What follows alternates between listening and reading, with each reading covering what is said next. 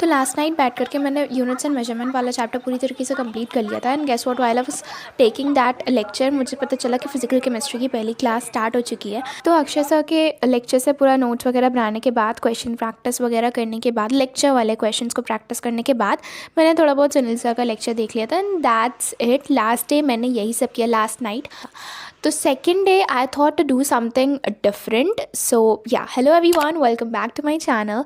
Today I am going to do these 3 tasks. Mainly पहला होने वाला है 50 question practice from the chapter 1 units and measurement of physics, and then 20 questions for basic that calculation वगैरह जो कि मेरी week चल रही है अभी भी, उसको करना है। 20 questions ये तो मेरे डेली के हो गए हैं तो वो मैं कर लेती हूँ।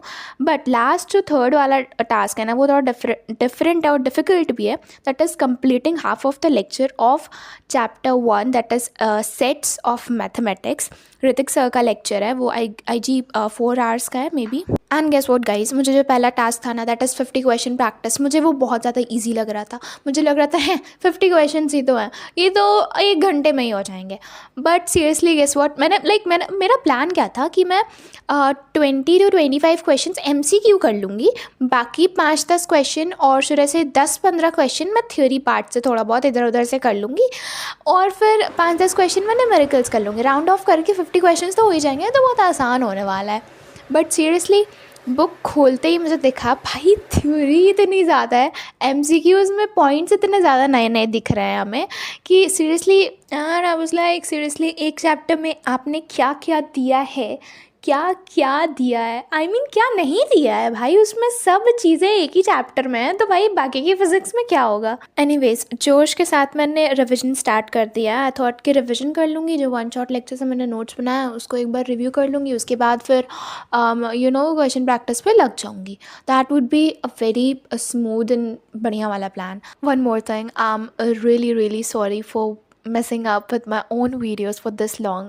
इतने देर के बाद वीडियो आ रहा है, आई मीन वीडियोज़ आ रहे थे, बट एक वीडियो में कुछ ना कुछ टेक्निकल प्रॉब्लम हो ही जा रही थी। लास्ट व्लॉग में तो मतलब वॉइस ओवर ही नहीं हुआ था, मेरा माइक ही पूरा ख़राब हो गया था। अभी मेरी आवाज़ थोड़ी सी चेंज लग रही होगी मे बी, बिकॉज मेरा माइक टूट चुका है, और टूट नहीं चुका है, ख़राब हो चुका है, तो उसको मैंने साइड में रख करके अभी दूसरे माइक से मैं काम चला रही हूँ। ओके, एनीवेज, तो डायमेंशनल फार्मूला वगैरह रिवाइज करने के बाद मैं क्वेश्चंस पर आ गई थी, और 10 से 15 क्वेश्चन तो बहुत स्मूथली हो गए, अच्छे से हो गए।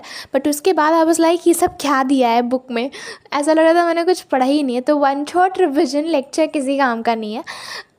Now I am going to complete the whole chapter again with my batch में जितना वीडियो है उससे। और सॉल्व करते टाइम राइटिंग तो मेरी ऐसे बनी है कि मैं उसको खुद दोबारा नहीं देखना चाहती, तो आपको क्या दिखाऊंगी। ओवरऑल मैंने 28 या 29 क्वेश्चंस किए, उसके बाद मैं लग गई लेक्चर कंप्लीट करने में, नॉट कंप्लीट, आधा लेक्चर कंप्लीट करने में, बिकॉज मेरा सिर्फ 10 मिनट का लेक्चर हुआ था ऋतिक सर का, जो कि मैं पिछले 1 हफ्ते से कंप्लीट करने की कोशिश कर रही हूँ, और सिर्फ 10 मिनट का हुआ था।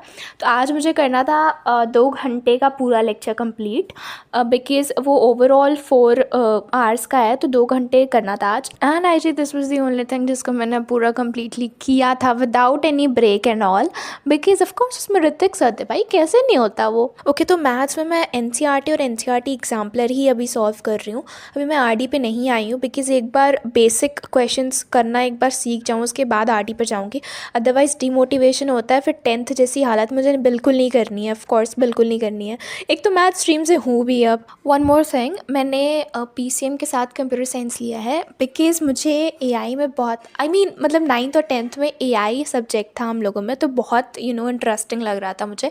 एंड कोडिंग में तो ऑफकोर्स 9th और 10th से ही पाइथन कोडिंग थी, तो 10th में जब आई केम तो मैं 11th लेवल की कोडिंग कर लेती थी, बिकॉज मेरे स्कूल में जो टीचर भी हैं कंप्यूटर साइंस के, वो बहुत अच्छे हैं, बहुत अच्छे से समझाते वगैरह हैं, तो प्रैक्टिस में 11th के कोड्स वगैरह भी रन करा लेती। बट प्रॉब्लम तब आई व्हेन अक्टूबर का time came, and family was like कि बेटा अब कोडिंग वगैरह थोड़ी देर के लिए स्टॉप कर दो, बिकॉज बोर्ड्स आने वाले हैं, और एक तो वैसे भी AI ऑप्शनल सब्जेक्ट में है, प्लस कोडिंग तो वैसे भी नहीं आने वाली है क्लास 10th बोर्ड एग्जामिनेशन में। And I was also like कि मेन सब्जेक्ट्स पे फोकस कर लेते हैं, इसको रहने देते हैं, तो मैं कोडिंग करना बंद कर दी। And I was like, and seriously अभी जब मैं देख रही हूँ, लाइक मैं 11th का पूरा कंप्लीट कर चुकी थी, 11th लेवल की कोडिंग पूरा कंप्लीट कर चुकी थी, 12th के लेवल में मैं एंटर करने वाली थी अक्टूबर में, बट बिकॉज मैंने छोड़ दिया, तो अभी जो है थोड़ा बहुत कोर्स में मुझे प्रॉब्लम आ रही है 11th के लेवल में, मतलब थोड़ा बहुत बेसिक बिकॉज प्रैक्टिस नहीं किया था। Of course it's like mathematics, अगर प्रैक्टिस नहीं करोगे तो भूल जाओगे। तो या वो सब करना है। And I don't think so I need to worry that much because ऐसा टीचर भी मुझे मिला है स्कूल में, बहुत अच्छे से पढ़ाते हैं वो। तो थोड़ी बहुत